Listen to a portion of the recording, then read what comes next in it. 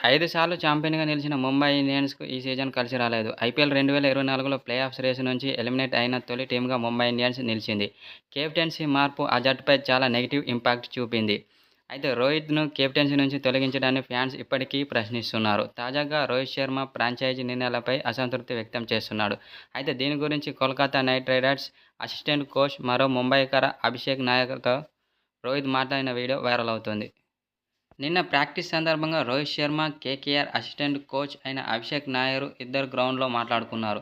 అయితే ఈ వీడియోలో రోహిత్ శర్మ చెప్పిన మాటలు విని ఫ్యాన్స్ షాక్ అవుతున్నారు. గత కొన్ని నెలలుగా ముంబై ఇండియన్స్‌తో జరుగుతున్న విషయాలను రోహిత్, అభిషేక్‌కు వివరిస్తూ అసంతృప్తి వ్యక్తం చేశాడు. రోహిత్ అభిషేక్‌తో మాట్లాడినప్పుడు ముంబై ఇండియన్స్ అని డైరెక్ట్‌గా మాట్లాడలేదు. కానీ అతడు ముంబై గురించి మాట్లాడుతున్నట్లు అర్థమవుతుంది. అంతా ఒక్కొక్కటిగా మారుతుంది. అయినా అది వారి నిర్ణయమని రోహిత్ శర్మ చెప్పుకొచ్చాడు.